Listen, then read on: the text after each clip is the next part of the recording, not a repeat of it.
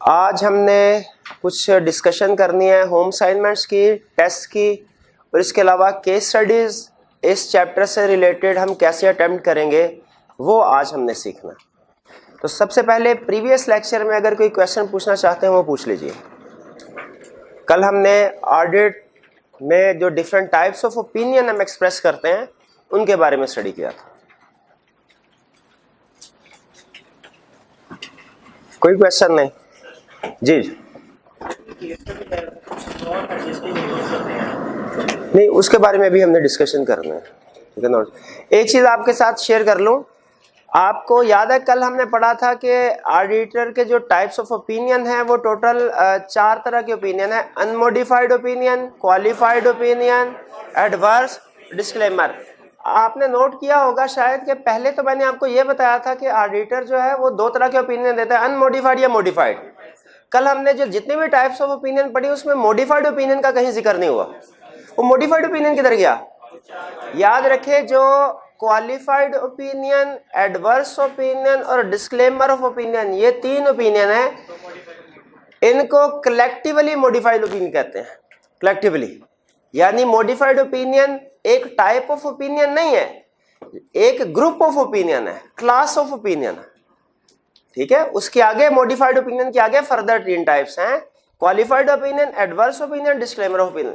इसलिए याद रखें, जब कभी एग्जाम में हमसे वो किसी केस स्टडी की रिक्वायरमेंट में पूछेगा बताइए टाइप ऑफ ओपिनियन क्या होगा, आपने हमेशा उसको बताना है कि क्वालिफाइड ओपिनियन या एडवर्स या डिस्क्लेमर।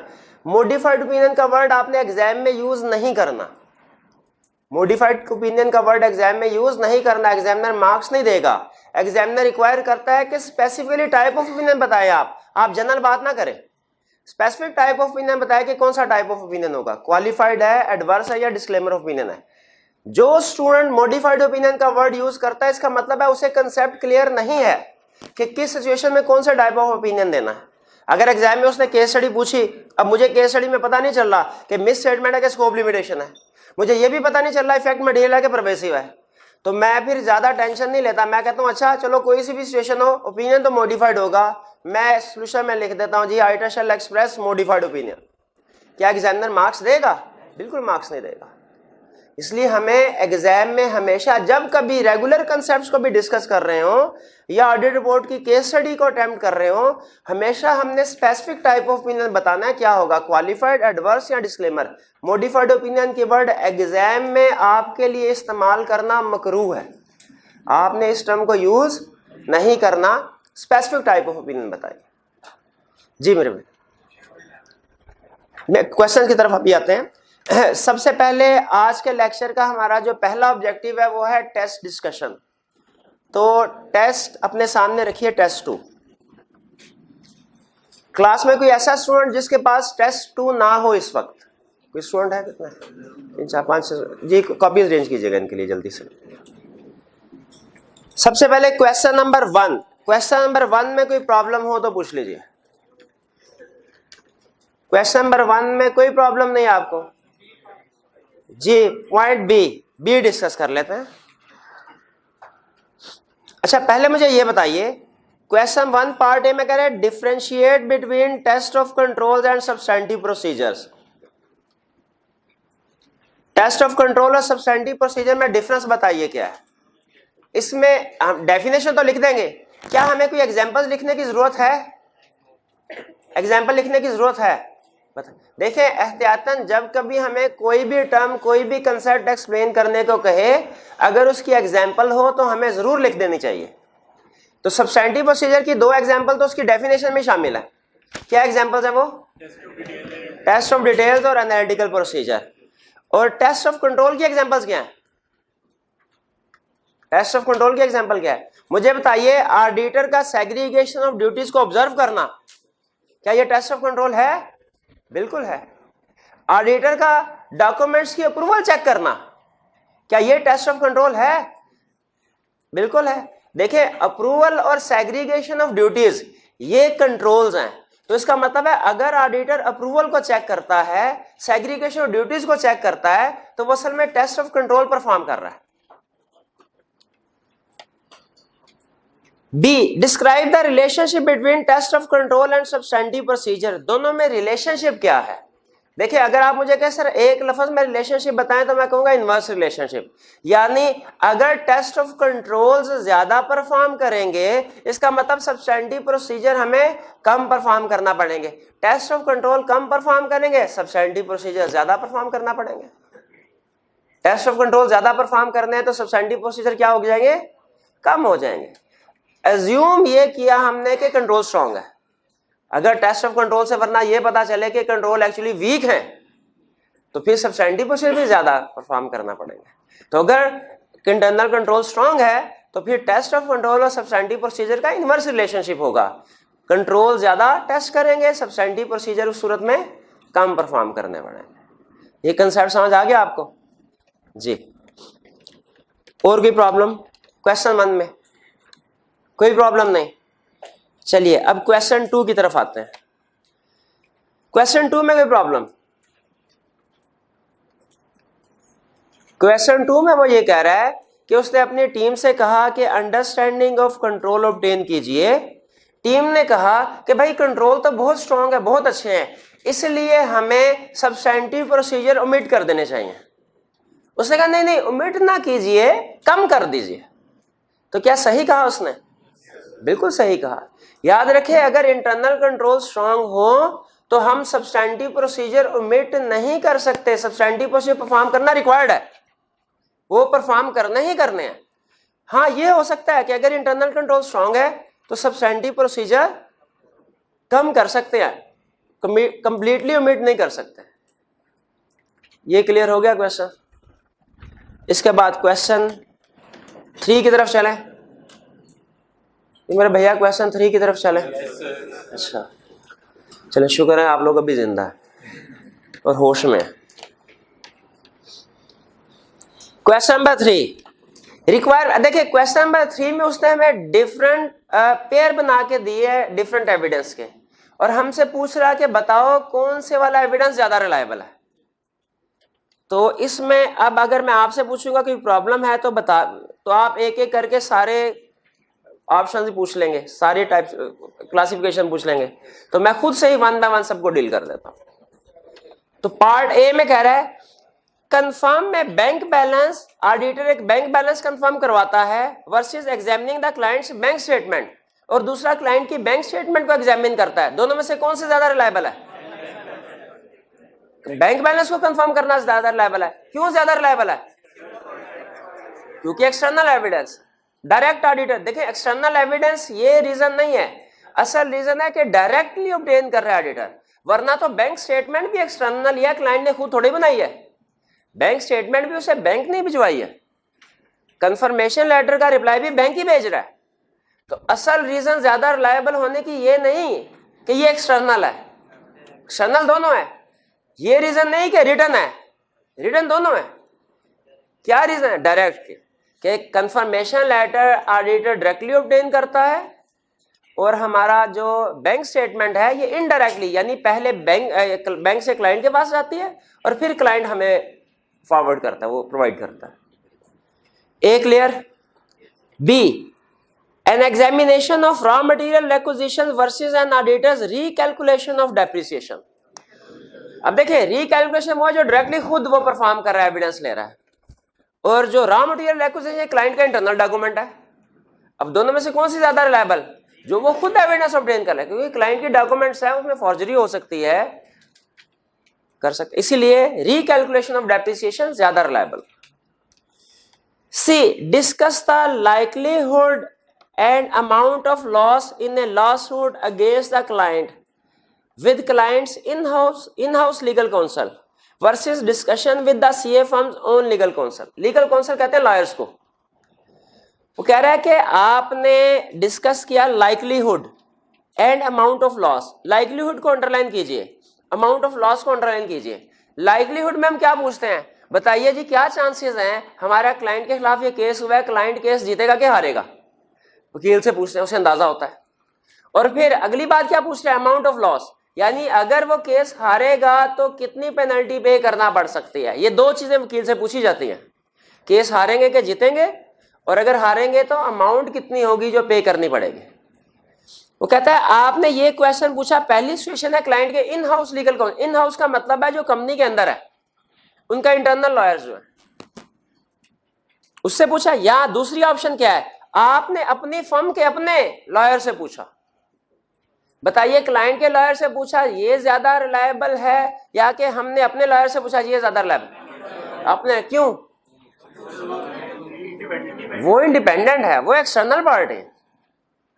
एक स्टूडेंट कहने लगा कि सर फिर लेकिन केस का ज्यादा पता तो इन हाउस लीगल काउंसिल को होगा ना, केस तो वो लड़ रहे होंगे, हमारे वाला वकील थोड़ी केस लड़ रहा है। तो मैं कहा फिर इसका मतलब तो ये है कि हम लोग भी एक्सटर्नल ऑडिटर अपने घरों को बैठ जाते हैं, क्योंकि क्लाइंट के बारे में ज्यादा पता तो फिर इंटरनल ऑडिटर वालों को है, तो फिर तो वो रिपोर्ट दें। याद रखें पता उनको है ज्यादा लेकिन वो इंडिपेंडेंट नहीं होते। तो क्लाइंट के लीगल केसेस के बारे में उसकी exact up to date situation क्या है इसके बारे में ज्यादा बेहतर पता इन हाउस लीगल काउंसिल को होगा, लेकिन वो इंडिपेंडेंट नहीं है। इसीलिए अगर हम किसी और थर्ड पार्टी से और लॉयर से कंफर्म कर लेते हैं वो ज्यादा रिलायबल होगा। लेकिन देखिए इसका यह मतलब नहीं है कि हम क्लाइंट की इन हाउस लीगल काउंसिल से कोई एविडेंस ही नहीं लेंगे, उनसे भी हम एविडेंस लेते हैं, लेकिन कंपैरिजन करवा रहे हैं आपको कंपैरेटिवली ज्यादा रिलायबल क्या है कि अगर हम आउटसाइड पार्टी से एविडेंस लें। D, examine sale invoices when several competent people are checking each other's work versus examining documents prepared by competent person on a one person staff। जी बताइए अगर डिफरेंट पर्सन इन्वॉल्व होंगे किसी transaction में वो ज्यादा reliable है कि एक बंदा काम कर रहा हो? डिफरेंट पर्सन कर रहे हो, क्यों, किस वजह से? सेग्रीगेशन ड्यूटीज की वजह से। और जब कंट्रोल स्ट्रांग हो जाए तो एविडेंस क्या हो जाता है? रिलायबल हो जाता है। कंट्रोल स्ट्रांग हो तो एविडेंस क्या हो जाता है? पढ़ा था ना रिलायबिलिटी के 5 फैक्टर्स में ये भी था, कंट्रोल स्ट्रांग हो तो एविडेंस रिलायबल होगा। तो जब सेवरल एम्प्लॉइज होते हैं तो सेग्रीगेशन ड्यूटीज की वजह से कंट्रोल स्ट्रांग।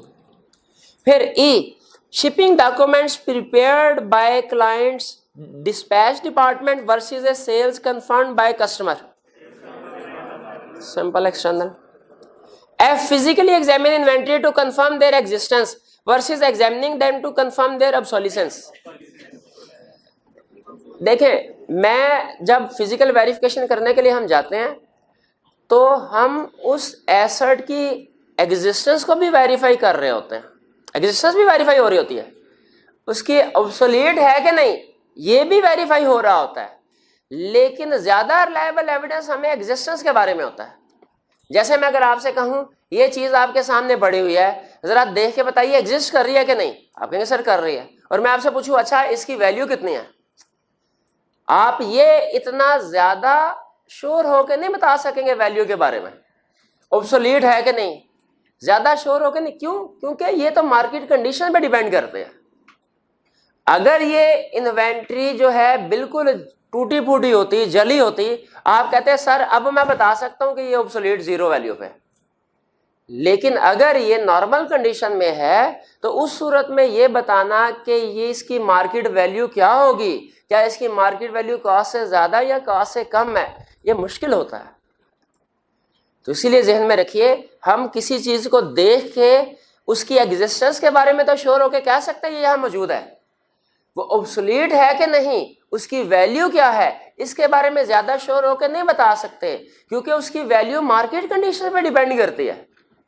हो सकता है चीज बिल्कुल नई डब्बे में पैक हो और मार्केट में उसकी वैल्यू ना होने के बराबर हो, जैसे पुराने मोबाइल के मॉडल्स के साथ होता है। जब कोई नया मॉडल लॉन्च हो जाए, पुराने मॉडल बिल्कुल डब्बा पैक होते हैं लेकिन मार्केट में उनकी डिमांड नहीं होती, ठीक है। तो एग्जिस्टेंस के बारे में तो हम कह सकते हैं उनको देख के भाई मोबाइल मौजूद है, इसकी वैल्यू कितनी ऑब्सोलीट है कि नहीं, ये मार्केट कंडीशन से पता चलता है, फिजिकली देखने से नॉर्मली पता नहीं चलता। तो इसमें ज्यादा रिलायबल एविडेंस हमें किस चीज का मिलेगा? एग्जिस्टेंस का, फिजिकली एग्जामिन करना। G, confirm receivable with individual customers versus confirming accounts receivable with business organisations. Individual हम एक बैंक में है, फर्ज कीजिए बैंक के कुछ कस्टमर हैं जो इंडिविजुअल्स हैं और कुछ कस्टमर्स हैं जो कॉर्पोरेट क्लाइंट्स हैं। कंफर्मेशन लेटर सेंड किया, दोनों से रिप्लाई आया, बताइए दोनों में से कौन सा हमें ज्यादा रिलायबल लगेगा?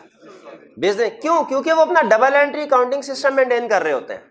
इंडिविजुअल नॉर्मली अपना अकाउंटिंग रिकॉर्ड मेंटेन नहीं कर रहे होते, इसीलिए जो हम वेरिफिकेशन करवाते हैं बिजनेस ऑर्गेनाइजेशन से वो ज्यादा रिलायबल है। एक क्लाइंट में हम ऑडिट करने के लिए गए, उसके कुछ एम्प्लॉइज थे तो वो पेंशन वगैरह जो है वो उनको पे करते थे, तो ग्रेचुटी भी प्रोवाइड करते थे। तो उनकी ग्रेचुटी लाइबिलिटी की कैलकुलेशन की, फर्ज कीजिए कि 20 एम्प्लॉइज थे, हर एक के जिम्मे उन्होंने कहा किसी को 5 लाख लाइबिलिटी है, किसी की 15 लाख है, किसी को 25 लाख पे करने हैं। हमने डिसाइड किया कि चूंकि ये थर्ड पार्टी को पेबल है तो कंफर्मेशन लेटर सेंड करते हैं। हमने एम्प्लॉइज को कंफर्मेशन लेटर सेंड किए और एम्प्लॉय बड़े खुश होकर हमारे पास आए। उन्होंने कहा सर हमें तो आज तक पता ही नहीं था कि हमें इतनी ग्रेचुटी मिलनी है। ठीक है, हमने कहा क्यों, आपको नहीं पता था? उन्होंने कहा ये पता था कि ग्रेचुटी मिलनी है, अमाउंट कितनी होगी ये कभी नहीं पता था, हम कैलकुलेशन थोड़ी करते हैं, हमें थोड़ी पता इतनी कम्प्लेक्स कैलकुलेशन कैसे होगी, ये तो आप जितनी अमाउंट आपने बताई है हम तो बड़े खुश होकर यस कर देते हैं, ये ले साइन करके यस है हमारी तरफ से। अब मुझे बताइए क्या ये जो एविडेंस हमें मिला हम इसको कह सकते हैं कि ये बहुत रिलायबल एविडेंस है? नहीं, क्योंकि इंडिविजुअल्स खुद इस काबिल नहीं होते कि कम्प्लेक्स कैलकुलेशन कर सके या उनके पास फुल रिकॉर्ड हो, काउंटिंग रिकॉर्ड हो। लेकिन बिजनेस ऑर्गेनाइजेशन ने इस तरह का सारा रिकॉर्ड रखा होता है जो भी उनका रिसीवेबल पेबल होता है। इसलिए नॉर्मली जो बिजनेस ऑर्गेनाइजेशन से हम बैलेंस वगैरह कंफर्म करवाते हैं, दूसरा एविडेंस लेते हैं, वो ज्यादा रिलायबल होता है इंडिविजुअल की निस्बत, क्योंकि इंडिविजुअल अपना double entry counting system maintain नहीं कर रहे होते, जबकि बिजनेस ऑर्गेनाइजेशन ने अपना सारा रिकॉर्ड डबल एंट्री सिस्टम पे मेंटेन किया होता है। जी नहीं, बिजनेस क्लाइंट का तो हम बैलेंस कंफर्म करवा रहे हैं ना, जिससे करवा रहे हैं इससे मुराद वो है जी। वो कह रहा है कि बिजनेस ऑर्गेनाइजेशंस को बैलेंस कंफर्म करवाया या कि इंडिविजुअल्स को बैलेंस कंफर्म करवाया, दोनों में से दो तरह की पार्टीज हैं आपके जिनसे बैलेंस कंफर्म करवाना चाह रहे हैं। तो हमने कहा बिजनेस ऑर्गेनाइजेशन से जो बैलेंस कंफर्म करवा रहे हैं वो ज्यादा रिलायबल है। H, a bank confirmation versus observation of the segregation of duties between cash receipts and recording in the accounts receivable subsidiary ledger, कौन सी ज्यादा रिलायबल है? बैंक कंफर्मेशन ज्यादा रिलायबल है। अच्छा, एक स्टूडेंट कहने लगा सर आप कभी कुछ पढ़ाते हैं फिर बाद में कुछ पढ़ा देते हैं। अभी आपने ऊपर डी में तो ये कहा था कि जहां पे सेग्रीगेशन ऑफ ड्यूटीज है वो ज्यादा रिलायबल है, और एच में आके अब ये कह रहे हैं कि सेग्रीगेशन ऑफ ड्यूटीज वाला कम रिलायबल है और बैंक कंफर्मेशन ज्यादा रिलायबल है। ये चक्कर क्या चल रहा है बताइए? क्यों हमने ये अब चेंज कर लिया ओपिनियन? क्योंकि देखना वहां कंपैरिजन किसके, ऊपर वाले में कंपैरिजन कर रहा था लेस रिलायबल के साथ, तो हमने कहा नहीं सेग्रीगेशन ड्यूटी ज्यादा रिलायबल है। नीचे वाले में कंपैरिजन कर रहा है मोर रिलायबल के साथ, एक्सटर्नल कंफर्मेशन के साथ, तो यहां हमने कह दिया एक्सटर्नल कंफर्मेशन ज्यादा रिलायबल है। फर्क समझ आया आपको जी? 3 में और कोई इशू? कोई नहीं, चलिए 4, क्वेश्चन नंबर 4 की तरफ चलते हैं जी। इसमें कोई प्रॉब्लम? 4 में कोई प्रॉब्लम नहीं है भैया? 4 में कोई प्रॉब्लम है आपको? ये अकरेंस और कंप्लीटनेस वाला इशू था, ये सिंपल था, ये हमने पहले क्लास में डिस्कस किया हुआ। क्वेश्चन नंबर 5, हाँ ये आपका असर्शन वाला कंसेप्ट टेस्ट किया उसने सिंपल आपसे असर्शन की डेफिनेशन नहीं पूछ ली, या ये नहीं कहा कि बताओ कौन कौन सी असर्शन होती है अकाउंट बैलेंस की, क्लास ट्रांजैक्शन की। उसने कहा ये डिफरेंट, मैं आपको मिस स्टेटमेंट बता रहा हूं, आपने ये बताना है कि किस केस में कौन सी असर्शन वायलेट हुई। पहले सबसे पहले a good seed note is prepared but not recorded until the company page for the goods. Complete, इसका मतलब ये है, देखिए गुड्स परचेजेस कब रिकॉर्ड होनी चाहिए? जब गुड रिसीव हो जाए और गुड सीड नोट बन जाए। वो कह रहा है उस वक्त परचेज रिकॉर्ड नहीं कर रहा, कब कर रहा है? जब पे कर रहा है। तो इसका मतलब है ट्रांजैक्शन जो है वो कंप्लीटली रिकॉर्ड नहीं हो रही। ठीक है, कुछ ट्रांजैक्शन, कुछ परचेजेस ऐसी होंगी जो कि रिकॉर्ड नहीं हुई। Completeness. B, certain repair cost that should be expensed or capitalised. Classification का इशू, बिल्कुल ठीक। C, no loss is recorded for a pending lawsuit against the client that is material, probable and can be measured. Completeness के presentation, इसमें disclosure आना था या provision record होने थे? हाँ, प्रोविजन रिकॉर्ड होने थे। उसने कहा है प्रोबेबल भी है, मेजरेबल भी है। ठीक है, तो यहाँ पे प्रीवियस रिकॉर्ड होने थे, इसीलिए ये कंप्लीटनेस का इशू है। D, wages incurred for the month but not paid by month end, therefore not recorded until paid. Completeness, cut off नहीं, बता सकते हैं कट ऑफ क्यों नहीं? हाँ देखें, अगर हमारा ईयर एंड 31 दिसंबर, जनवरी की ट्रांजैक्शन फरवरी में रिकॉर्ड हो गई, कोई इशू नहीं है कट ऑफ का कोई, क्योंकि उसी साल में रिकॉर्ड हुई। फरवरी की ट्रांजैक्शन मार्च में, मार्च की अप्रैल में, कट ऑफ का कोई इशू नहीं है। क्यों? क्योंकि उसी साल में रिकॉर्ड हो गई है।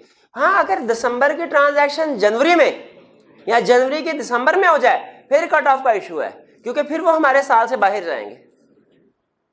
तो यहाँ पे क्या वो ईयर एंड की बात कर रहा है कि इसकी बजाय अगले साल या अगले साल की बजाय इस साल में आ गए, तो यहाँ पे हम उसे सिर्फ कंप्लीटनेस की बात करेंगे। कंप्लीटनेस की सेशन वायलेट हो रही है, कट ऑफ की नहीं हो रही। कट ऑफ की कब होगी? जब स्पेसिफिकली ईयर एंड की बात करेगा।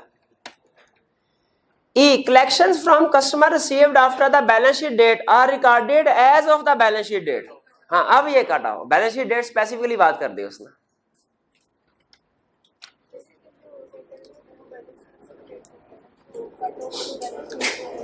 F, a capital lease is improperly counted for as an operating lease. ये प्रेजेंटेशन है, क्लासिफिकेशन, इसका डिस्क्लोजर आता है कि ये अकाउंट्स में जाती हैं, ये इनकम स्टेटमेंट बैलेंस शीट में। क्लासिफिकेशन का मसला है, क्लासिफिकेशन का मसला है। A 56,000 sale was recorded at 65,000, accuracy correct.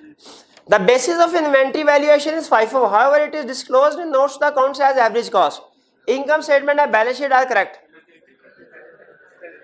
Ji.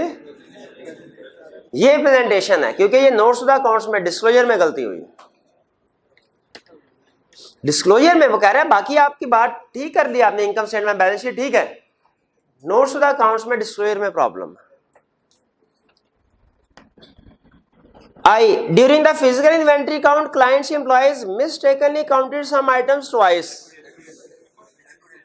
Accuracy का ताल्लुक अमाउंट से होता है, ट्रांजैक्शंस जो होती हैं इनका ताल्लुक कंप्लीटनेस वगैरह से होता है। अब देखिए उस सिचुएशन क्या हुई है, उसने पढ़े हुए हैं 10 यूनिट, उसने लिख दिया 20 यूनिट है, ठीक है 20 यूनिट लिख दिया। इसका मतलब है बैलेंस शीट में कुछ ऐसे यूनिट शो हो रहे हैं जो एक्चुअली कहीं पे मौजूद नहीं है।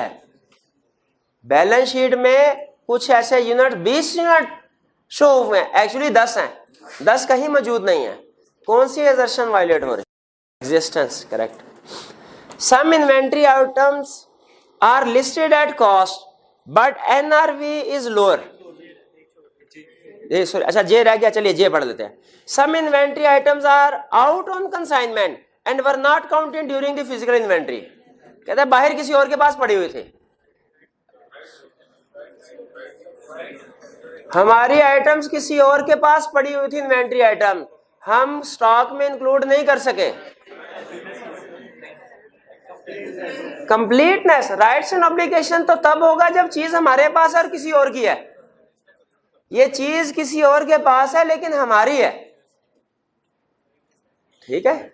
इसका मतलब जी एग्जिस्टेंस उस वक्त होता अगर हमने रिकॉर्ड कर ली होती। एग्जिस्टेंस क्या होता है कि जो आपने चीज रिकॉर्ड कर लिया वो मौजूद नहीं है। तो कहता है ये तो आपने रिकॉर्ड भी नहीं की ना, किसी और के पास पड़ी हुई थी। उसका मतलब हमारे एसेट्स कंप्लीटली रिकॉर्ड नहीं हुए हमारे पास जी। इसके बाद के some inventory items are listed at cost but an net realisable value is lower. Accuracy नहीं, एक्यूरेसी जो है ये इनकम स्टेटमेंट की असर्शन, क्लास ऑफ ट्रांजैक्शन की पूरी बात करें। एक्यूरेसी, वैल्यूएशन एंड एलोकेशन, ताकि फर्क रहे। L, included in the inventory counts are some items that are held on consignment. जी अब ये देखें, ये J का अपोजिट है। J में कह रहा था कि हमारी इन्वेंट्री बाहर पड़ी है किसी के पास और काउंट नहीं की, और L में क्या कह रहा है, किसी और की इन्वेंट्री हमारे पास है। तो ये राइट्स एंड ऑब्लिगेशन है कि ये हमारी इन्वेंट्री नहीं है। जी कुछ समझ आया आपको असर्शंस के बारे में? 6 का पार्ट है, इसमें कह रहा है ईयर एंड के बाद डेटर बैड डेट हो गया, बताइए कौन से मैटर्स जो हैं वो आपने अपने डॉक्यूमेंट्स में रिकॉर्ड करने हैं। जी मेरे भाई आप बताइए, मेरा ख्याल तो ये है कि ईयर एंड के बाद जो डेटर बैड डेट हुए हैं ये तो अगले साल की ट्रांजैक्शन है, इस साल पे इसका कोई इफेक्ट नहीं होगा। बताइए क्या ये मेरा ख्याल सही है गलत है? क्यों? अगले साल की ट्रांजैक्शन इस साल रिकॉर्ड होनी चाहिए। बताए ना भाई, कुछ नहीं पता।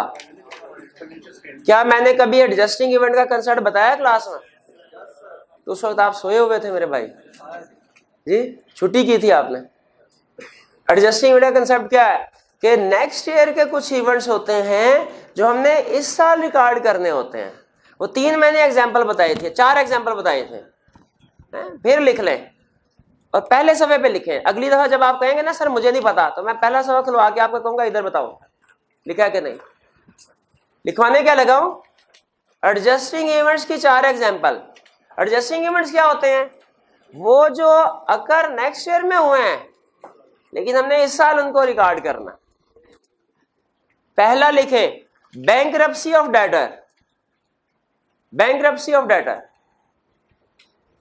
दूसरा लिखें sale of inventory below cost, sale of inventory below cost. तीसरा लिखें decision of legal case, decision of legal case. और चौथा लिखें return of defective inventory, return of defective inventory. पांचवा भी लिख लें miss statement in financial statements, ये बोनस दिया आपको। मिस स्टेटमेंट इन फाइनेंशियल, ये वो इश्यूज हैं जो कि अगर नेक्स्ट ईयर में, यानी मिस स्टेटमेंट फाइनेंशियल का मतलब है हमारी फाइनेंशियल जो है इस साल की गलत है, पता अगले साल चला, तो इसको भी हमने ठीक करना है। ये रन के बाद डेटर बैड हो जाए इसको भी एडजस्ट करना है। समझ आई कि नहीं? तो ये ट्रांजैक्शन अगले साल सलीम लिमिटेड वाला है। अगले साल डेटर बैड डेट हुआ, क्या इस साल हमें एडजस्ट करना चाहिए? बिल्कुल करना चाहिए। कहता है बताओ मैटर्स क्या डॉक्यूमेंट करोगे? अब बताइए ऑडिट रिपोर्ट के बाद है कि ऑडिट रिपोर्ट से पहले? बाद में। ऑडिट रिपोर्ट के बाद तो बताएं ये हमारे एडमिनिस्ट्रेटिव चेंज है या एक्सेप्शनल चेंज है? शुक्र। एक्सेप्शनल चेंज में 4 चीजें डॉक्यूमेंट करनी, कौन कौन सी? रीजन, प्रोसीजर क्या परफॉर्म किए, conclusion, effect on audit report, किसने चेंज किया कब किया, किसने रिव्यू किया कब किया। क्लियर हो गया ये बात? और 6 का पार्ट भी कह रहा बताइए enumerate the possible overall response to address the assessed risk of material misstatement and financial statement level. जी मेरे भाई आप बताइए, वो कॉर्नर वाले भाई क्या है आंसर इसका? अब पूछेंगे किस साथ वाले से पूछेंगे किसका किसका, क्या किधर पहुंचे होते हैं आप? हैं पता नहीं कौन कौन सा सस्ता नशा कर रहे हैं आप क्लास में। जी लिख रहे थे, आंखों से लिख रहे थे, आप तो ऐसे करके बैठे हुए थे। अच्छा अच्छा देख रहे थे सही लिखा है कि नहीं लिखा, तो बताइए भैया मैंने सही लिखा है कि नहीं लिखा? सही लिखा है, मेहरबानी आपकी यार। क्या है ओवरऑल रिस्पॉन्स, क्या होता है भाई? मेरे ओवरऑल रिस्पॉन्स क्या होता है नहीं पता। क्यों नहीं पता? ये पढ़ाया नहीं मैंने। ये पीछे जो एंड में भाई हंस के साथ वाले से बातें कर रहे हैं यहाँ। ओवरऑल रिस्पॉन्स क्या होता है? कुछ खुदा का खौफ करें यार, कलम कलम के पढ़ाते हैं आपको, फिर आपका वही हाल होता है, नहीं पढ़ना हमने। घर जाके कितनी देर ऑडिट पढ़ते हैं?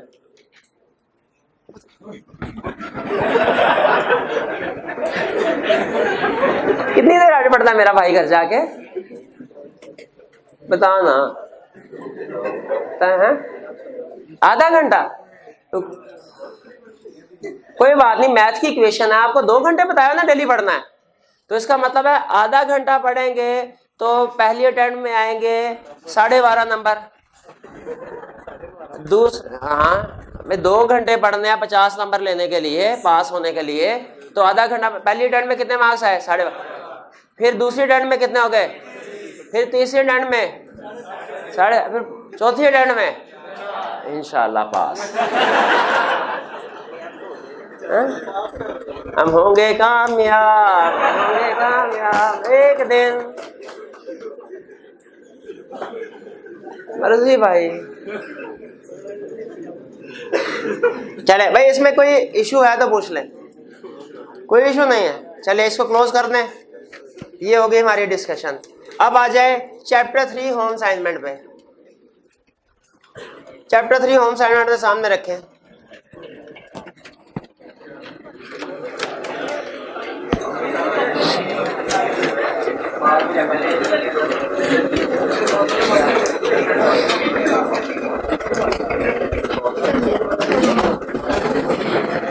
जी होम असाइनमेंट भैया, किधर है आपकी होम असाइनमेंट? ए भैया, आपको बताया नहीं था आज होम असाइनमेंट डिस्कस होनी है। मोबाइल है तो भाई तस्वीर ले ले उसकी। हाँ, होम असाइनमेंट की कह रहे हैं, उसकी तस्वीर क्या करते हैं यार आप, जो मतलब की बात नहीं होती ना वो बड़ी जल्दी समझते हैं आप। क्वेश्चन नंबर 1 से 10 तक कोई इश्यू हो किसी क्वेश्चन में तो पूछ लीजिए। ये हमारे जो क्वेश्चंस है, जो रटे वाले क्वेश्चन उनमें से पूछ रहा हूँ, क्वेश्चन टू रीडिंग के लिए जो कहे थे। जी मेरे भाई, क्वेश्चन नंबर 1 कह रहे state the items responsibility in respect of assembly of final audit file. कह रहे assembly of final audit file के लिहाज से ऑडिटर की रिस्पॉन्सिबिलिटी क्या है। अच्छा देखिए, उसने ये नहीं स्पेसिफाई किया कि मुझे बताओ assembly of final audit file में किस तरह की चेंजेस होती हैं। ये भी स्पेसिफाई नहीं किया कि असेंबली पीरियड कितना होता है, फाइल असेंबली पीरियड। उसने क्वेश्चन को जनरल रखा है कि बताइए ऑडिटर की रिस्पॉन्सिबिलिटी क्या है।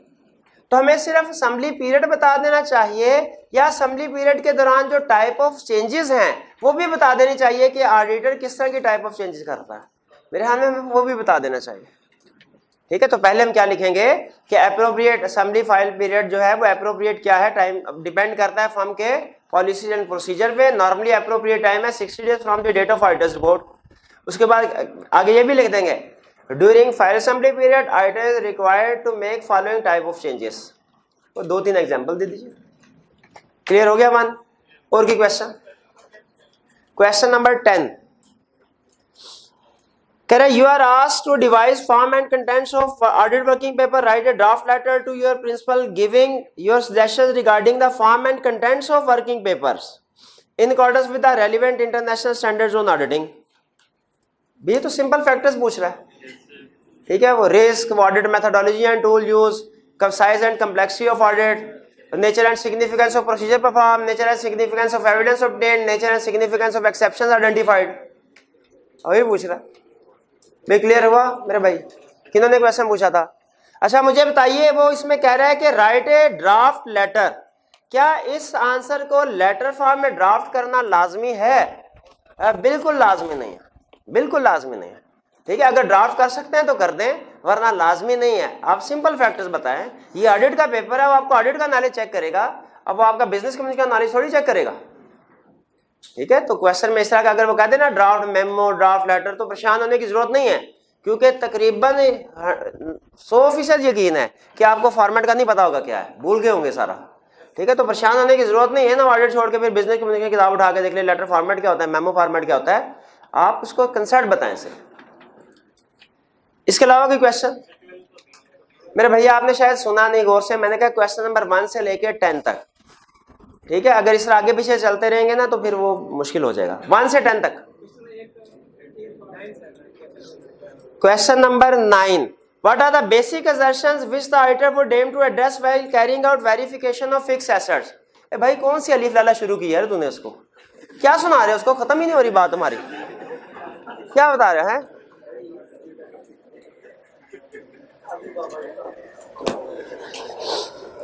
व्हाट आर बेसिक, अच्छा बेसिक असर्शन कह रहा है वेरिफिकेशन ऑफ फिक्स्ड एसेट्स। तो हमने कौन सी वाली असर्शन बतानी है? क्लासेस ऑफ ट्रांजैक्शन की, अकाउंट बैलेंस की, या दोनों? अकाउंट बैलेंस की। फिक्स्ड एसेट तो बैलेंस शीट में आते हैं ना, वो असर्शन। अच्छा सिर्फ नाम लिख देना है कि आगे एक एक लाइन में एक्सप्लेन भी करना है? मार्क्स ज्यादा है, सिर्फ नाम लिखने से थोड़ी नंबर देगा, एक्सप्लेन भी करना पड़ेगा जी। और क्वेश्चन कौन सा करते हैं? 8 का A part, what are the basic types of substantive procedure. Substantive procedure की डेफिनेशन में टाइप्स दी हुई हैं, test of detail analytical procedures जी। ये एग्जांपल ही है, एग्जांपल की एग्जांपल थोड़ी होगी, वो आगे चल के पढ़ लेंगे हम डिटेल में, मतलब है एग्जांपल, आगे चल के पढ़ेंगे।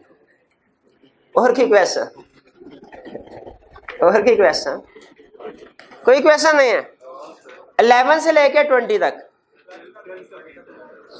12 का B part, differentiate between compliance and substantive audit procedure. इसका मतलब है नोट्स सही तरीके से ध्यान से आंखें खोल के नहीं पढ़े हमने, वरना उनमें टेस्ट ऑफ कंट्रोल के आगे ब्रैकेट में लिखा हुआ था कंप्लायंस टेस्ट, भी इसी को कहते हैं। ये पुराने नाम होते थे जो यूज किए, अभी बाज़-औक़ात कुछ जो यूज कर लिए जाते हैं किसी जगह पे। तो कंप्लायंस टेस्ट का मतलब क्या है? Test of control. और दोनों में डिफरेंस बताना है, मतलब क्या लाइन लगाऊं दरमियान में, लेफ्ट साइड पे लिखो test, definition is a part of difference, दोनों को डिफाइन कर रहा है, डिफरेंस कर ले दिया हमने जी। 11 से 20 और कोई प्रॉब्लम जी? 17 describe briefly the assertions that the auditor is concerned with in obtaining audit evidence। कह रहा है assertions बताओ ऑडिट एविडेंस ऑब्टेन करने में जिनको कंसीडर करते हैं। स्पेसिफाई कर रहा है कि क्लासेस ऑफ ट्रांजैक्शन की बतानी है कि अकाउंट बैलेंस की बतानी है, तो क्या दोनों लिख देंगे, दोनों लिख देंगे जी। बिल्कुल डिस्क्राइब करना है, यानी आप सिर्फ नाम ना लिखें, आगे एक एक लाइन में उसको एक्सप्लेन भी करना है। जो मुझे पूरा यकीन है, पूरा एतमाद है आपके ऊपर कि आपने नहीं याद किए होंगे, सिर्फ नाम याद करके आपने कहा होगा ऑडिट का हक अदा हो गया, बस है कि है। तो ये प्रेजेंटेशन की एक्सप्लेनेशन क्या है? याद नहीं किया आपने? अच्छा, उस दिन नहीं किए थे जी भाई। कंप्लीटनेस की एक्सप्लेनेशन क्या है? क्लासेस ऑफ ट्रांजैक्शन में या अकाउंट बैलेंस में? शाबाश। इसका मतलब भाई ने याद किया, इनको पता है दोनों जगह पे आते हैं। ठीक है, मेरी तसल्ली हो गई, शाबाश। मैंने कहा ये ना बाद में मेरे से पूछे, सर आप अकरंस की सुनाए एक्सप्लेनेशन। चलिए, इसके अलावा और कोई 20 तक 17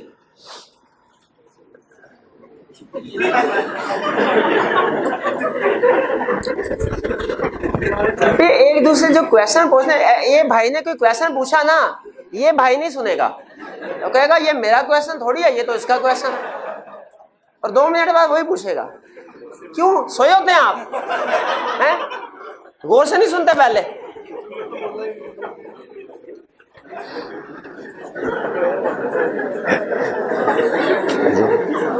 जी, और कोई क्वेश्चन? कोई क्वेश्चन? चलिए 21 से 30 तक, 21 से 30 तक कोई प्रॉब्लम? जी मेरे भाई। 23 का बी पार्ट। अच्छा, एक स्टूडेंट कहने लगा सर 23 का 2 पार्ट।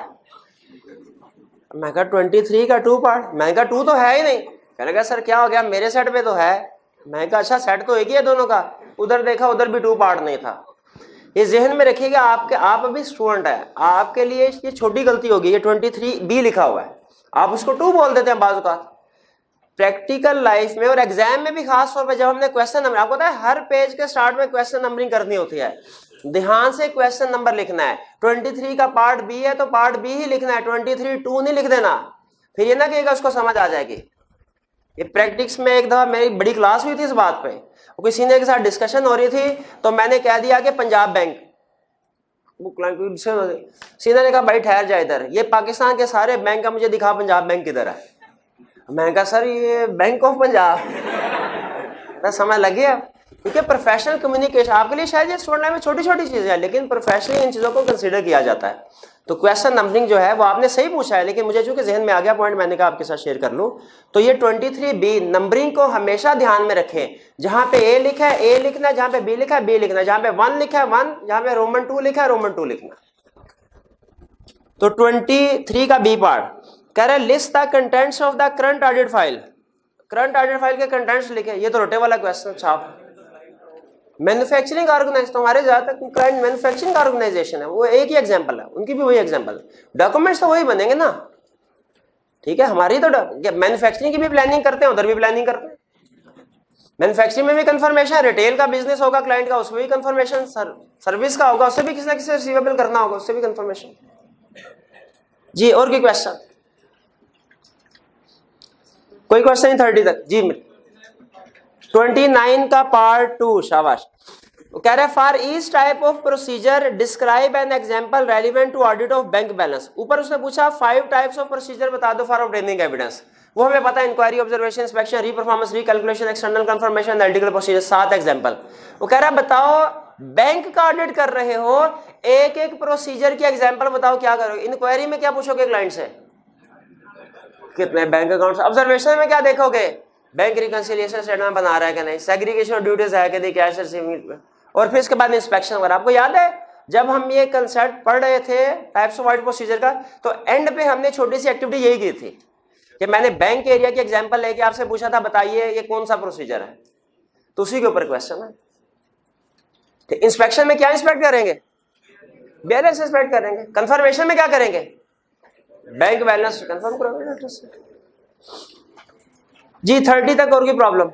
जी मैं 25 के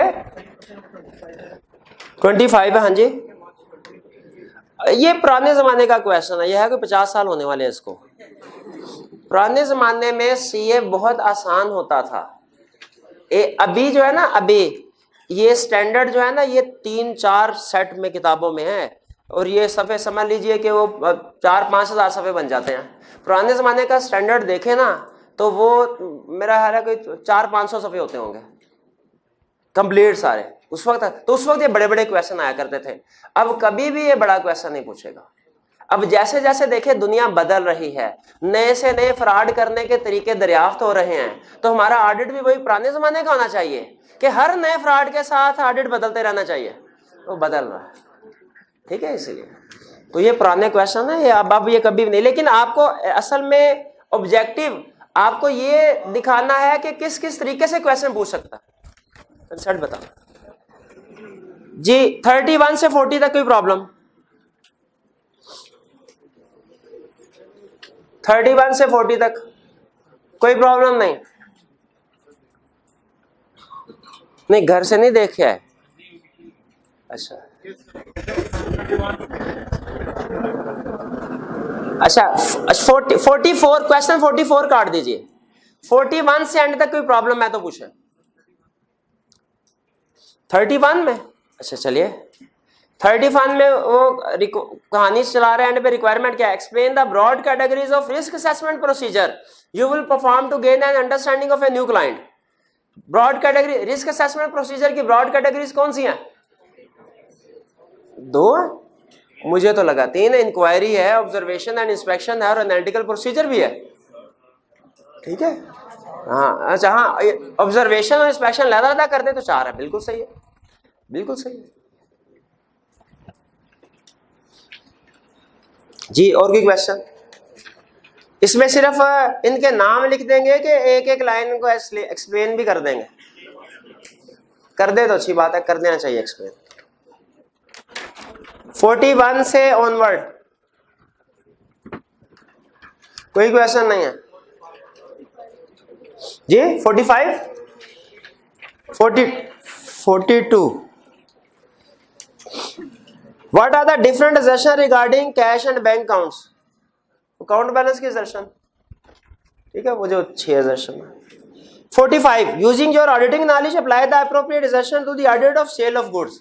ये वैसे जैसे उसने बैंक वाला क्वेश्चन पूछा था ना हमसे कि 5 प्रोसीजर कोई से सेलेक्ट करो, टाइप्स ऑफ प्रोसीजर, और बताओ बैंक पे कैसे कैसे अप्लाई करोगे। अब ये कह रहा है असर्शन सेलेक्ट करो और बताओ सेल्स पे असर्शन कौन सी अप्लाई करोगे। अब बताइए सेल्स पे हम कौन सी अप्रोप्रिएट असर्शन है जो अप्लाई करने हैं? अकरेंस और कंप्लीटनेस और एक्यूरेसी। एक्यूरेसी सिर्फ क्या? एक्यूरेसी वैल्यूएशन है, एलोकेशन सिर्फ एक्यूरेसी। कट ऑफ और कंप्लीटनेस और प्रेजेंटेशन। बिल्कुल ठीक, ये वाली अप्लाई करनी है, ये वाली अप्रोप्रिएट है। और कोई क्वेश्चन?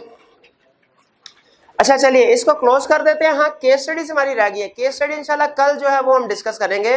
और कल आपके लिए लाजमी है आपने केस स्टडी रिटन फॉर्म में ये असाइनमेंट साथ लेके आनी है, वरना ये ना कल गए सर हम कल लेके आए थे आज घर भूल आए, नहीं नहीं कल साथ लेके आने आपने से। क्लियर होगी? चलिए ठीक है। नेक्स्ट अब चलते हैं हम क्वेश्चन वॉल्यूम 2 का क्वेश्चन 1। ये भी असाइनमेंट दी थी ना आपको।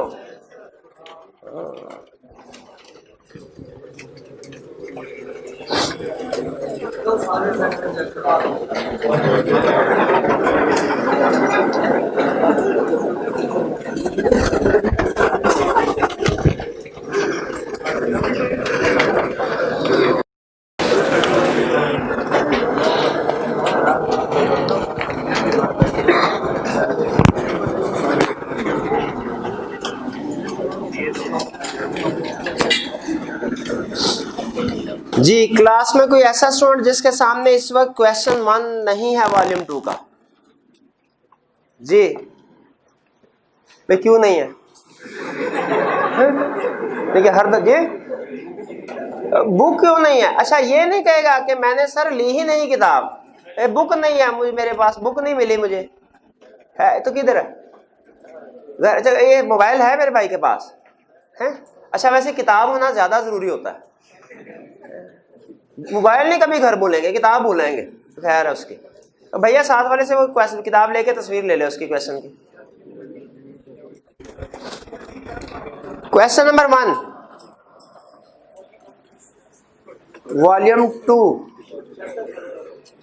Question number 1 volume 2 chapter 25। खुदा का खौफ करे यार, कॉमन सेंस है। चैप्टर 4 की असाइनमेंट दी थी ना कल, और कल इसका मतलब है तूने असाइनमेंट भी नहीं की होगी। कौन था ये? कौन था? असाइनमेंट नहीं, किधर असाइनमेंट देख रहा? चलिए चैप्टर 4 पेज 12 कह रहा है items 1 to 14 listed below present various situations an auditor might encounter in conducting an audit of financial statement. कहता है ये डिफरेंट सिचुएशन है जो आपको बहाने बहाने से डिफरेंट एग्जाम के क्वेश्चन में नजर आएंगे। फिर कह रहा है for each situation describe the type of opinion to be issued by the auditor. वो कहता है हर सिचुएशन में बताओ टाइप ऑफ ओपिनियन क्या होगा, यानी क्या बताना है? Unqualified opinion. ये अनक्वालिफाइड ओपिनियन कौन सा वाला? अनमोडिफाइड का दूसरा नाम अनक्वालिफाइड। एम्फसिस ऑफ मैटर अभी हमने नहीं पढ़ा, इसलिए अगर कहीं एम्फसिस ऑफ मैटर आ रहा हुआ तो शायद हम ना बता सके उसको अभी, ठीक है? अगले 1-2 लेक्चर में हमने यही एम्फसिस मैटर अदर मैटर ही पढ़ना। क्वालिफाइड ओपिनियन, डिस्क्लेमर ओपिनियन और एडवर्स ओपिनियन। कह रहा बता दीजिए कि कौन सा ओपिनियन होगा, क्वालिफाइड, एडवर्स वगैरह क्या है। पहला क्वेश्चन अब गौर, अच्छा एंड में लिखा डू नॉट ड्राफ्ट क्वालिफिकेशन, इसको अंडरलाइन कीजिए। डू नॉट ड्राफ्ट क्वालिफिकेशन इसका मतलब क्या भला? वो कह रहा है भाई मुझे सिर्फ इतना बता दो क्वालिफाइड ओपिनियन है, मुझे ये लिखने की जरूरत नहीं है कि except for inventories financial statement give true and fair view. जब आप ओपिनियन की वर्डिंग भी लिख देते हैं ना कि ये वर्डिंग में होगा ओपिनियन, इसे कहते हैं ड्राफ्ट करना। कह रहा है ड्राफ्टिंग रिक्वायर्ड नहीं है जब तक आईकैब क्लियरली ना कहे हमने ड्राफ्टिंग नहीं देनी होती, ठीक है? तो उसने एहतियातन खुद भी कह दिया कि भाई ड्राफ्ट ना करने बैठ जाना, सिर्फ इतना बता दो टाइप ऑफ ओपिनियन क्या होगा। पहला case financial statements of A listed company do not disclose significant related party transaction. Miss statement है कि स्कोप लिमिटेशन है? मिस स्टेटमेंट है, डिस्क्लोजर नहीं है। डिस्क्लोजर भाई मिस स्टेटमेंट ये एग्जांपल में बताया नहीं था कि डिस्क्लोजर इंक्लूड करना चाहिए, नहीं किया वो मिस स्टेटमेंट होगी। मिस स्टेटमेंट, इसमें सिग्निफिकेंट को अंडरलाइन कीजिए, वर्ड सिग्निफिकेंट। सिग्निफिकेंट का मतलब क्या है? सिग्निफिकेंट का मतलब क्या है? क्या इसका मतलब मटेरियल है या परवेसिव है या दोनों? इसका मतलब दोनों हो सकते हैं, तो हमने दोनों डिस्कस करनी है कि अगर इफेक्ट मटेरियल है तो कौन सा ओपिनियन? क्वालिफाइड, और अगर इफेक्ट परवेसिव है तो एडवर्स। शाबाश। Second, a client changes accounting policy for valuation of inventories from FIFO to average cost method, auditor concurs with the change. देखिए ऑडिटर कंकर, इसका मतलब है चेंज से एग्री करता है तो उस क्लाइंट ने सही किया है काम। तो क्या ये मिस स्टेटमेंट है? कौन सा opinion? Third, an auditor is engaged to audit a client's financial statement after the annual physical inventory count. Accounting records are not sufficiently reliable to enable the auditor to become satisfied as to year-end inventory balance. Scope limitation, ठीक है। Effect बताया उसने कोई, तो क्या करना चाहिए?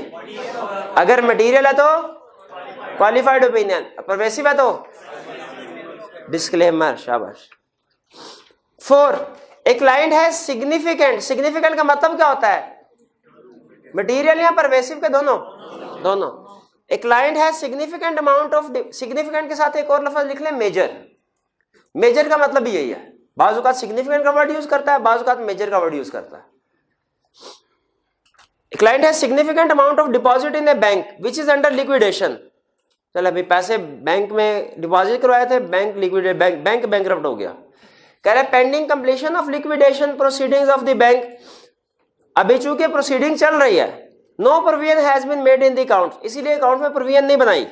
Matter is adequately disclose in the financial statement, matter को फाइनेंशियल स्टेटमेंट में डिस्क्लोज कर दिया है। मुझे बताइए, अगर हम हमारा कोई नुकसान हुआ, कोई केस हम हार रहे हैं, तो जब फैसला होगा तब प्रोविजन रिकॉर्ड करेंगे कि अगर पहले से ही लॉस एक्सपेक्टेड हो तो प्रोविजन रिकॉर्ड कर देते हैं? तो यहाँ पे वो कह रहा है अभी वो सारी कानूनी कार्रवाई पूरी नहीं हुई लिक्विडेशन की, तो बताइए कानूनी कार्रवाई पूरी होने का इंतजार करना है कि अभी प्रोविजन रिकॉर्ड कर दें? उसने नहीं की हुई, तो मतलब material effect, pervasive, adverse, correct. 4, the financial statement of a listed company do not disclose remuneration paid to chief executive, directors and executives of the company। आपको पता है ये रिलेटेड पार्टीज होते हैं, चीफ एग्जीक्यूटिव हो गया, डायरेक्टर वगैरह हो गया, हायर मैनेजमेंट, ये क्या होती है ऑडिट में? Related parties. डिस्क्लोज नहीं किया इसको तो मिस स्टेटमेंट है। इफेक्ट बताया उसने कहीं? दोनों बता दे। मटेरियल है तो क्वालिफाइड, परवेसिव है तो adverse. Financial statements of A listed company do not include A cash flow statement. अच्छा, अगर कहता ना कि आपने एक लायबिलिटी इंक्लूड नहीं की बैलेंस शीट में, हम कहते हैं यार शायद मटेरियल है शायद परवेसिव, मिस स्टेटमेंट तो है, शायद मटेरियल शायद परवेसिव। वो कहता है जी फाइनेंशियल स्टेटमेंट में बैलेंस शीट ही नहीं शामिल की, तो ये है, ये भी मिस स्टेटमेंट। लेकिन प्रोबेबली मैं इसको अब परवेसिव ही कंसीडर करूंगा, क्योंकि कैश फ्लो नहीं है, इसका मतलब एक आधा एरिया नहीं, 10-12 एरियाज नहीं है। तो वैसे अगर आप दोनों डिस्कस करना चाहे तो दोनों भी लिख सकते हैं कि अगर इफेक्ट मटेरियल है तो क्वालिफाइड, परवेसिव है तो एडवर्स। लेकिन मेरा ये ख्याल है कि पूरी कैश फ्लो स्टेटमेंट ही गायब है, तो बहुत से एरियाज होते हैं, तो मैं पर्सनली मेरा ये है कि जी ये इसको परवेसिव होना चाहिए, एडवर्स ओपिनियन। 7, अच्छा 7 out of the syllabus question है, मतलब आपके लेवल पे, अभी वैसे आउट ऑफ सिलेबस नहीं था, लेकिन अभी जितना आपने नॉलेज सीखा सिखाया मैंने, उससे ज्यादा थोड़ा सा क्वेश्चन पूछ रहा हूं। लेकिन शायद अगर आपने लेक्चर कहीं गौर से सुना हो तो एक बात आपके जहन में बैठ गई हो तो आप बता सके इसको। क्या कह रहा है? कह रहा है due to losses and adverse key financial ratios an auditor has substantial doubt about entities ability to continue as going concern for a reasonable period of time. Client has adequately disclosed in financial difficulties in the note to its financial statements. क्या ये misstatement है? क्या scope limitation है? Opinion unmodified आएगा। Agree करते हैं? क्या report में किसी और जगह इफेक्ट आएगा? शाबाश, ये भाई ने कहा एम्फेसिस ऑफ मैटर, भाई का जवाब गलत है। अदर, भाई ने अब कहा अदर मैटर, दूसरी अटेम्प्ट फिर लग गई भाई की। भैया तीसरी कोशिश करेंगे। और material uncertainty related to going concern, चीख के क्वेश्चन में कह रहा है material uncertainty related to going concern, तो वो पैरा आएगा मेरे भाई, ठीक है ना? चलिए आगे चलते, कोई बात नहीं। 8वां। वैसे आप लोगों को ये बता दूं, रिजल्ट के बाद भी एक सेशन पढ़ाता हूं मैं, ठीक है? तो याद, भाई को याद रखिएगा है।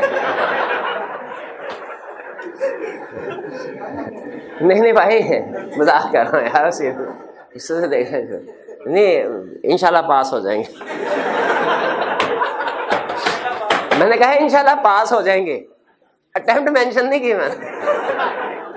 नहीं, इंशाल्लाह आपके लिए खुसूसी दुआ मेरी, अल्लाह ताला आपको कामयाब करे। जितनी आपके साथ हो गई है यही बड़ी है। चलिए आगे चलते हैं। 8, the chief executive officer refuses the auditor access to minutes of board of directors meeting. Effect material है क्वालिफाइड, परवेसिव है तो disclaimer. 9, auditor is unable to obtain financial statement of a consolidated subsidiary. अच्छा, यहाँ पे फिर वही बात कि आप चाहे तो मटेरियल या परवेसिव कर सकते हैं, लेकिन क्योंकि कंसोलिडेशन हमारे हर एरिया को अफेक्ट कर रही होती है, तो मेरी जो ज्यादा तरजीह है, प्रेफरेंस है, वो परवेसिव की तरफ है कि ये स्कोप लिमिटेशन है, इफेक्ट परवेसिव है, इसीलिए ऑडिटर को एडवर्स ओपिनियन दे देना चाहिए, डिस्क्लेमर ओपिनियन देना चाहिए, एडवर्स नहीं। शाबाश। 10 अभी नहीं हमने किया, 10 को एक्सक्लूड कर दीजिए। 11, certain material transaction cannot be tested because of management retention policy related to regard scope limitation। अगर मटेरियल है तो, और अगर परवेसिव है तो गलत। क्वेश्चन में कह रहा है मटेरियल, लफ्ज को अंडरलाइन कीजिए, परवेसिव यहां डिस्कस नहीं करना, मटेरियल का सिर्फ कह रहा है, परवेसिव डिस्कस नहीं करना। 12, management changes its accounting policy from cost model to revaluation model. Auditor does not concur with the change. Misstatement, effect बताया। उसी तरह मटेरियल है तो, परवेसिव है तो correct. 13, client refuses to permit the auditor to confirm certain significant accounts receivable or apply alternative procedure to verify these balances. Effect material है तो, pervasive है तो, सिग्निफिकेंट का वर्ड यूज किया उसने, इसका मतलब दोनों हो सकते हैं। 14, chief executive officer is unwilling to sign the management representation letter. Scope limitation, qualified are.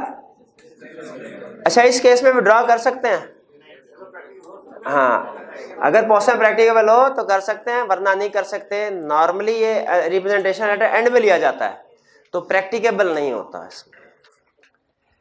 चलिए, क्वेश्चन क्लियर है ये। चलिए, अब आज के लेक्चर की सबसे अहम बात आपको बताने जा रहा हूं आखिरी 10 मिनट में। आइए चैप्टर 4 वॉल्यूम 1 में, चैप्टर 4 केस स्टडी कैसे अटेम्प्ट करने हैं हमने।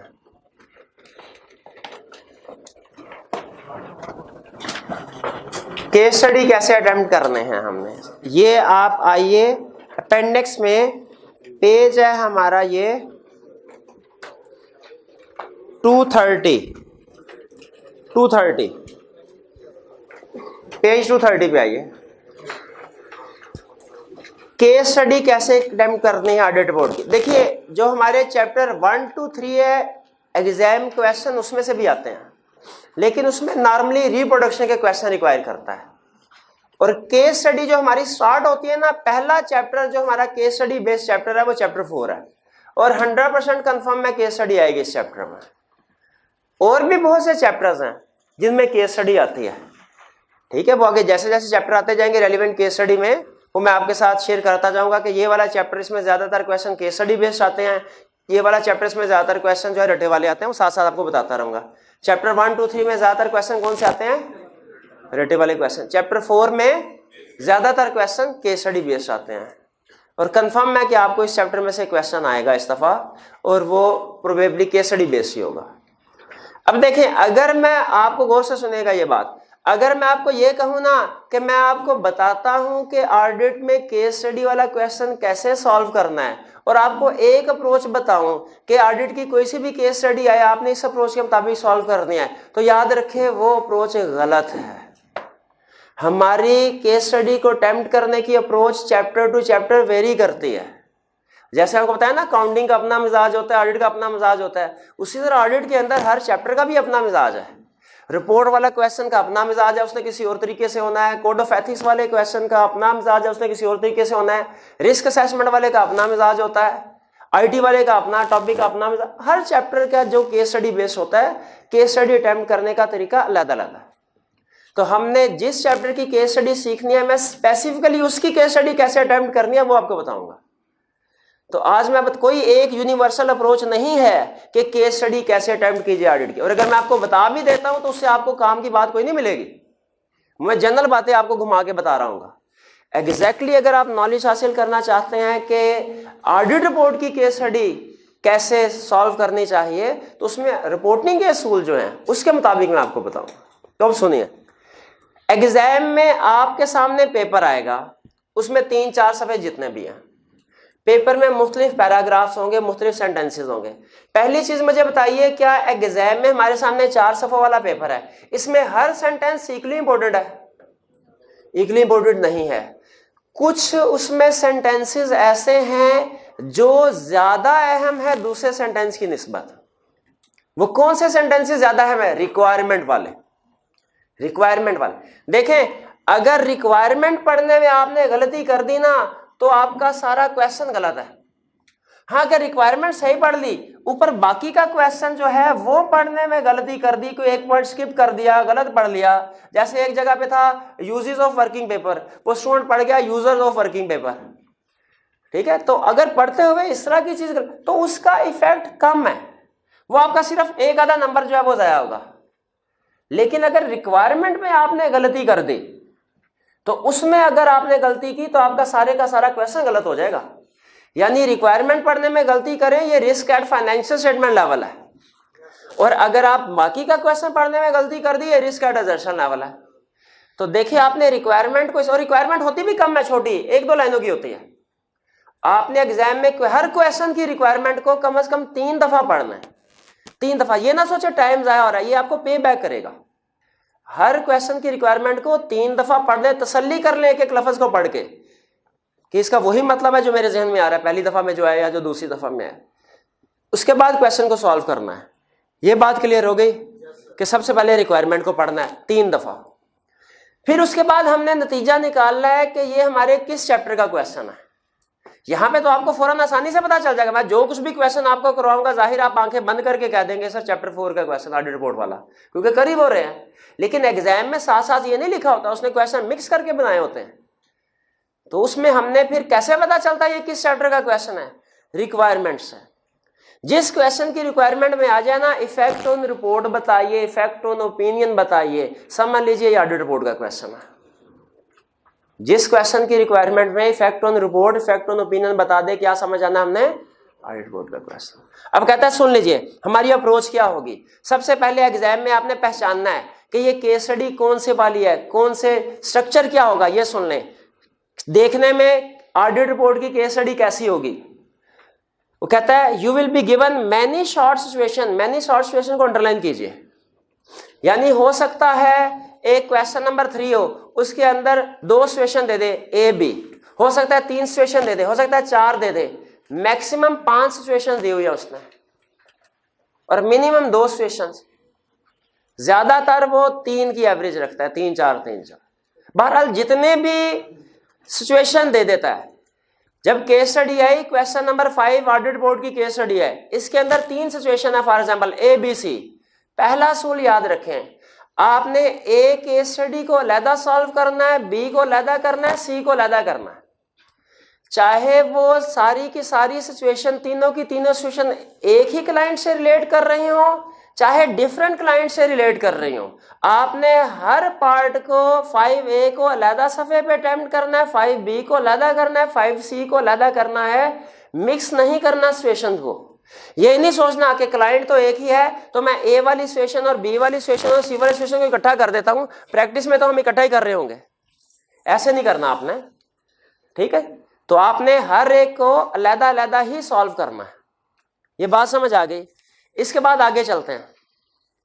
नेक्स्ट वो कह रहा है कि स्टेप सजेस्टेड अप्रोच क्या होगी। अब देखिए, हमने क्वेश्चन पहचान लिया, क्वेश्चन हमने पहचान लिया कि ऑडिट रिपोर्ट का है, और उसमें 3 सिचुएशन दी है। हर सिचुएशन को हमने अलग अलग अटेम्प्ट करना है। अब देखिए अटेम्प्ट कैसे करेंगे, अप्रोच क्या अटेम्प्ट करने के। कह रहा है सबसे पहले पहली सिचुएशन को पढ़े, इवेल्युएट करें कि ये सिचुएशन क्या है। इवेल्युएट करें कि ये सिचुएशन क्या है, यानी इसका क्या मतलब? इवेल्युएट करें ये मिस स्टेटमेंट है ये स्कोप लिमिटेशन है या एम्फसिस ऑफ मैटर है या अदर मैटर है या की ऑर्डर्ड मैटर है या material uncertainty related to going concern है या additional opinions required by law है। 4 एडिशनल ओपिनियन याद है वो रिक्वायर करता है, ज़कात वाला, बुक्स ऑफ अकाउंट्स वाला, इन्वेस्टमेंट एक्सपेंडिचर वाला, फाइनेंशियल में drawn up in conformity with वो वाला 4 ओपिनियन जो लॉ रिक्वायर करता है।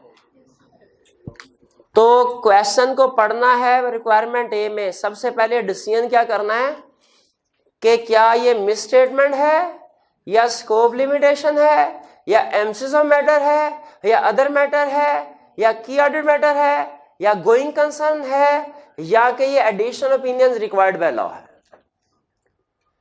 अभी आप मिस स्टेटमेंट है कि नहीं पहचान जाएंगे, स्कोप लिमिटेशन है कि नहीं पहचान जाएंगे, additional opinion required by law है कि नहीं पहचान जाएंगे, बाकी की चीजें पहचान नहीं पाएंगे। क्यों भला? अभी हमने पढ़ी नहीं, ठीक है।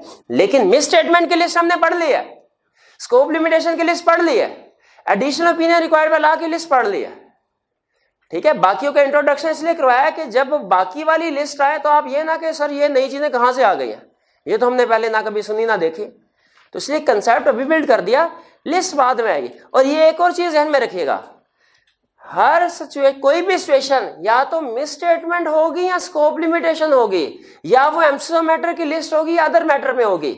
ये नहीं होगा कि कोई एक सिचुएशन 2 जगह पे आ जाए। मिस स्टेटमेंट की अपनी लिस्ट होती है, स्कोप लिमिटेशन की अपनी लिस्ट होती है, एम्फसिस ऑफ मैटर की अपनी लिस्ट होती है, अदर मैटर की अपनी लिस्ट होती है, की ऑर्डर मैटर की अपनी लिस्ट है, material uncertainty related to going concern की अपनी लिस्ट है, additional opinion required by law अपनी लिस्ट है। कोई भी आइटम जो है वो डुप्लीकेट नहीं हो रही होती, इसलिए आपने परेशान नहीं होना, आपने परेशान नहीं होना, ठीक है। हर सिचुएशन को देख लेना है कि ये मिस स्टेटमेंट में आ रही है तो मिस स्टेटमेंट, स्कोप लिमिटेशन में आ रही है स्कोप, एम्फसिस ऑफ मैटर वाली लिस्ट जो भी हमने नहीं पढ़ी, लेकिन जब पढ़ेंगे तो आपने देखना ये उस लिस्ट वाली आइटम तो नहीं है, ये अदर मैटर वाली आइटम तो नहीं है, जो भी है।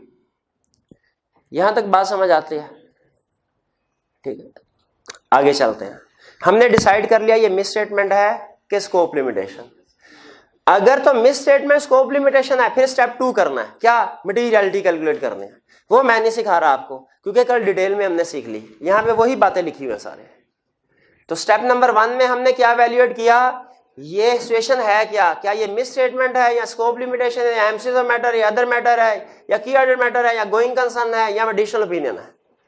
स्टेप नंबर 2 में क्या किया, मटीरियलिटी सिर्फ उस वक्त कैलकुलेट करनी है जब मिस स्टेटमेंट होगी या स्कोप लिमिटेशन होगी। एम्फसिस ऑफ मैटर या अदर मैटर या मटीरियल सर्टेनिटी गोइंग कंसर्न या किया, इनमें मटीरियलिटी कैलकुलेट नहीं करना। तीसरे लेवल पे आके इफेक्ट बता दे, ठीक है, कि इफेक्ट ऑन ओपिनियन क्या है। हम क्वालिफाइड ओपिनियन एक्सप्रेस करेंगे या कि हम डिस्क्लेमर या एडवर्स, या अगर की ऑडिट मैटर आना है वो बता देंगे, या एम्फसिस ऑफ मैटर आना है वो बता देंगे, या additional opinion required by law modify होना है वो बता देंगे। तो ये 3 स्टेप्स हैं ऑडिट रिपोर्ट की केस स्टडी सॉल्व। पहले में सिचुएशन को वैल्यूएट करना है, दूसरे में मटीरियलिटी कैलकुलेट, अगर मिस स्टेटमेंट स्कोप लिमिटेशन है तब, बाकी केसेस में मटीरियलिटी कैलकुलेट नहीं होती। और फिर उसके बाद इफेक्ट ऑन रिपोर्ट बता देना है। इफेक्ट ऑन रिपोर्ट में अगर ओपिनियन मॉडिफाई हो रहा है तो वो बता देंगे, अगर एम्फसिस मैटर आ रहा है वो बता देंगे, मटेरियल अनसर्टेनिटी आ रहा है वो बता देंगे, और इसके अलावा की ऑर्डर मैटर आ रहा है वो बता देंगे। क्लियर हो गया कैसे सॉल्व करने हैं? चलिए अब आपने क्या करना है, आज घर जाके एक तो जो कल वाली मैंने आपको असाइनमेंट दी थी केस स्टडी फर्स्ट और सेकंड, ये अगर आप तो इसको अटेम्प्ट करें और देखें क्या इन रूल्स को फॉलो किया गया कि नहीं किया गया सोल्यूशन में। और फिर इसके बाद आपकी आज की होम असाइनमेंट है, ये आपने वॉल्यूम 2 चैप्टर 4 में से क्वेश्चन नंबर 9, 10, 11, 12, 14 5 क्वेश्चन है। परेशान नहीं होना, छोटे छोटे क्वेश्चन हैं, 1 घंटे से कम वक्त में असाइनमेंट कंप्लीट हो जाएगी इंशाल्लाह। मैंने आपसे 2 घंटे कमिट किया, इंशाल्लाह कभी भी आपको 2 घंटे से ज्यादा का काम नहीं दूंगा। तो ये असाइनमेंट आपने करके लेके आनी है। कल फिर इन केस स्टडी को डिस्कस करेंगे, प्लस कल मैं आपको एम्फसिस ऑफ मैटर बताऊंगा किस सिचुएशन में आता है और उसके क्या रूल्स हैं, ठीक है। कल का हमारा तकरीबन जो शुरू का लेक्चर होगा वो इन केस स्टडी से डिस्कशन होगी, और उसके बाद फिर हम emphasis of matter other matter की तरफ चलेंगे। जी आज का लेक्चर यहाँ पे खत्म होता है।